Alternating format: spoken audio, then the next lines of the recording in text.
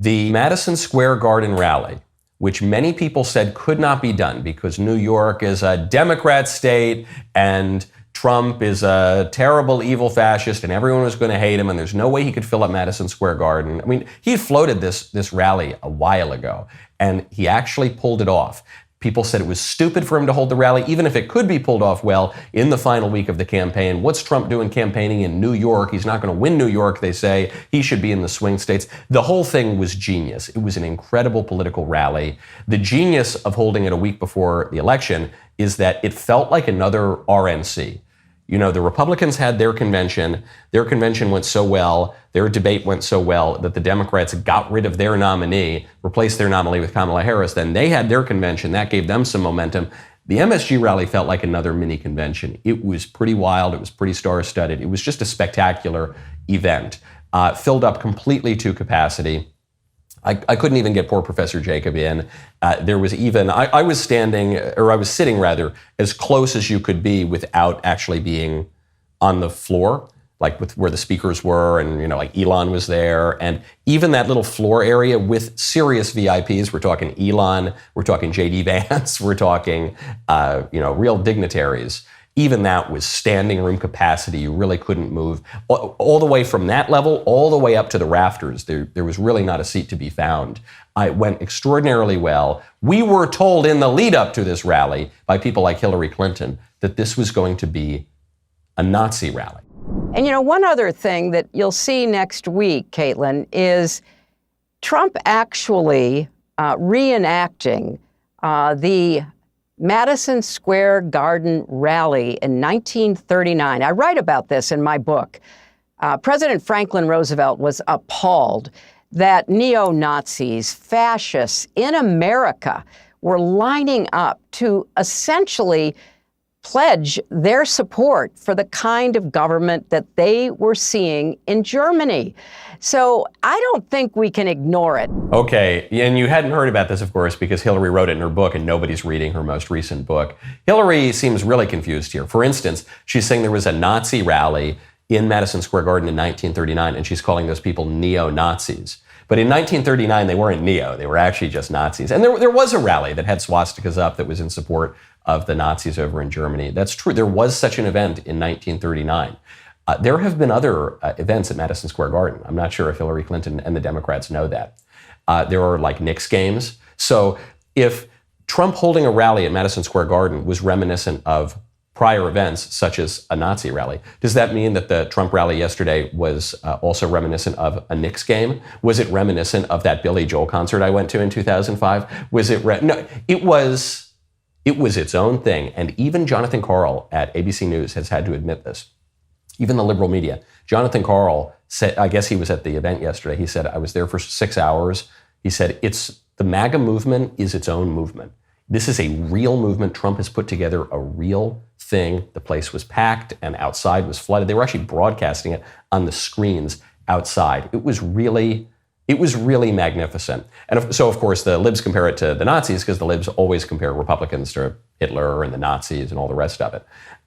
However, I was thinking, sitting there in that room, how unjust it is to make the comparison to Hitler and fascists and Nazis and the things Democrats always do when they're talking about us. And it's so unjust because I move in very conservative circles, but I also move in some liberal circles as well. I'm from New York. I lived in Los Angeles. I went to a very liberal university. I've been around a lot of libs. And I can say, I think with a little bit of objectivity, I don't think with too much bias, you see much more charity and much more grace and much more kindness and much more friendliness and much more balance and much more moderation and much more good humor at the right-wing rallies, at the MAGA rallies, than you do at the left-wing events. Go to supremecoup.com/Knowles. Let me tell you about a looming threat to our constitutional republic that the mainstream media won't cover. The radical left is plotting a Supreme Court coup. They're not even trying to hide it anymore. These progressive ideologues want to eliminate the court's conservative majority by packing it with their own hand-picked justices. Here's the frightening part.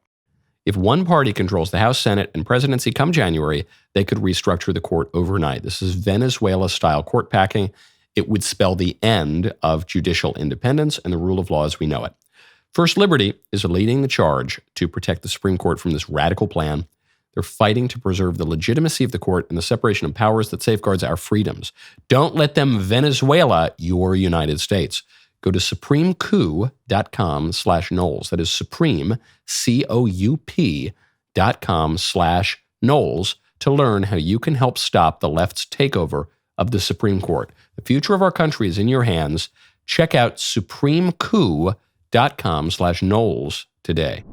I'm not saying you never hear an untoward remark at a right-wing event, but broadly speaking, these people are really good people, and they come in and they leave the place better than they found it. And when you go to left-wing events, there's a lot more shrieking. There's a lot more talk of hatred. There's a lot more vitriol. There's a lot more invective. There's a lot more damage done to venues. It's I know I'm a right winger. I've got my prejudices and I've got my allegiances, but it's so deeply unjust to make those kinds of comparisons about the right wing, because they're just really good people. They're extraordinarily diverse. They're geographically diverse. They're racially diverse. They're culturally diverse. They're good. They're good people. I don't know how else to put it. In as much as people can be good, they're really good people, and it was a beautiful event. I'm not going to pull a lot of clips from the rally. I think many of you probably watched it yesterday. If you didn't, it was 6.5 hours or something, so we would be here all day. However, there were 2 points that Trump made during his speech that I really want to hit on, because they were impressive. The first one is, Trump says we need to change the tax code such that if you care for a family member, you can have a tax deduction. And I think this is so smart. This is a great example of a pro-family policy that is simple, it's easy, I don't think it would require too much to push it through Congress. Maybe some of the fiscal hawks won't like it, but I think they should like it. Right now, when you have aging family members or family members with disabilities, you can deduct certain medical expenses and certain care expenses if you go out and hire some random person to take care of your relative, but not if, grandma and grandpa take care of a relative, and not if you are caring for a brother or sister. You can't deduct that on your taxes. But it's much better for the family members to care for the family members than to go out and just hire some random person. And so I thought that was a really simple way to advance a pro-family policy at a time when marriages are collapsing, at a time when the birth rate is plummeting, at a time when we need a family policy in America. I thought that was brilliant.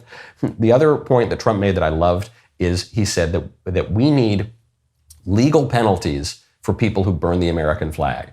And there are going to be some on the right who don't like that proposal. They're going to say that it's a matter of free speech to burn the American flag. That is a relatively novel idea. There have been some very serious jurists who have advanced the idea that burning the flag is protected political speech, Antonin Scalia among them. But the pre-Scalia, pre-recent decades understanding of burning the American flag is that it was not protected by the First Amendment. There were all sorts of laws against it going very far back in our country. And as you may have noticed, if you read my book, Speechless, Controlling Words, Controlling Minds, I think that was a healthier country. Thank you very much, even from afar. I like that we get my bell. We were a healthier country when we had standards and norms and taboos that were out in the open and that were good and that were enforced by the culture and by the law, because the law is a tutor. And what Trump is advocating here is actually a return to a deeply conservative policy. And it's actually important because signs matter, because they signify things and they signify meaning. And we have a crisis of meaning in America. So I thought that was good. There was a lot of other great stuff. Those were 2 things that stood out to me that a lot of people weren't talking about. That was a great clip. Now stop, ring the bell, subscribe. See you next time.